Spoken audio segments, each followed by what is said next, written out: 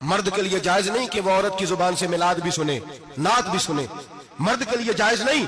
मर्द को मर्द सिखाएगा, औरत सिखाएगी तो औरतों को सिखाएगी। बेशक आप सवेरे फतवा दीजिए कि छोटी सी मस्जिद में बैठ के, छोटे से कोने में बैठ के छोटा सा मौलवी, और वहां तो इतने इतने बड़े मुफ्ती टीवी पे बैठे हुए, वो गलत है तो सही है, कैसे हो गए? सुनो, मेरे नबी पाक अलैहिस्सलातु सलाम के मजहब का हुस्न ये है कि इस्लाम कहता है एक नजर बीबी को देखा किसी ने गलती से तो माफी हो जाएगी, दूसरी नजर शहवत से देखा तो हराम है उसके लिए।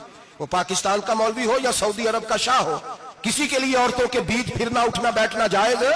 मेरे नबी पाक सल्लल्लाहु ताला अलैहि वसल्लम ने फरमाया मैं औरतों से मुसाफा करने नहीं आया।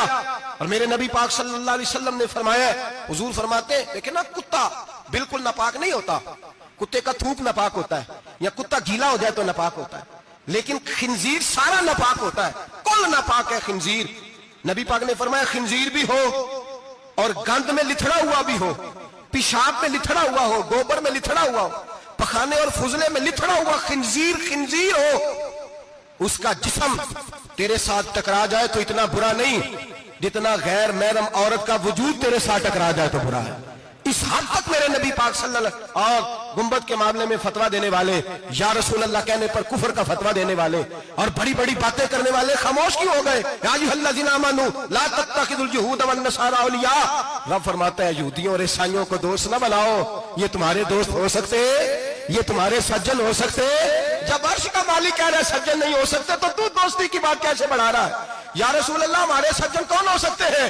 फरमाया तुम्हारा दोस्त वो हो सकता है जो मोहम्मद अरबी का गुलामी करने वाला हो, जो रसूलुल्लाह की नौकरी करना हो, दोस्त होगा। दूसरा दोस्त हो सकता, कोई एक्टर मजहब नहीं सिखाएगा, कोई गवैया मजहब नहीं सिखाएगा।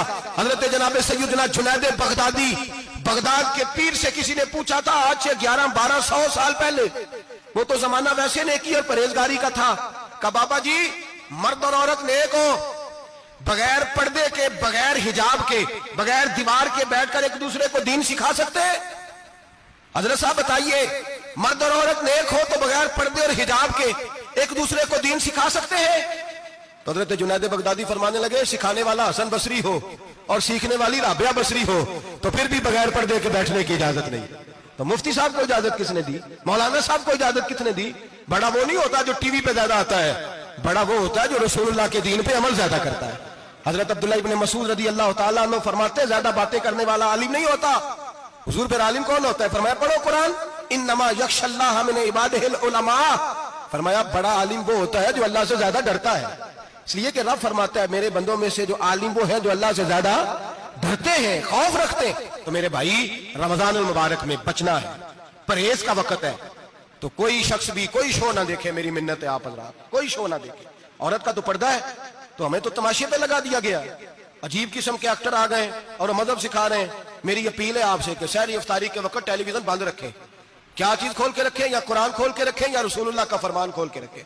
अल्लाह रसूल की तरफ तवज्जो रखें, वो सीखने सिखाने का वक्त है। छोड़े गवैयों से दीन सीखा जाएगा, हमें कोई शिकवा नहीं है। पक्की तौबा करें, सवेरे आए आके दीन सिखाएं। और मैं उनसे भी अपील करूंगा कि आओ दीन सिखाओ। हजरत फुज़ैल बिन अय्यास फरमाते मैं डाकू था, कभी कभी छुप छुपा के जुमा पढ़ा करता था, फिर मैंने तौबा की तो सच्ची तौबा की, फिर मैंने तौबा की तो रब को राजी करने वाली तौबा की, फिर मैंने तौबा की तो छोड़ी हर शय, गरीबों का लूटा हुआ माल वापस किया, जिसके पैसे न दे सका उसके घर में जाके उसकी भैंसों को चारा डाला, उसके ऊंटों की खिदमत की, मैंने कर्जे चुकाए। फरमाया मैं सच्ची तौबा करके मस्जिद आया, जिस खतीब के पीछे मैं जुमा पढ़ा करता था वो मेरे हाथ पे बैठ करके मुरीद हो गया।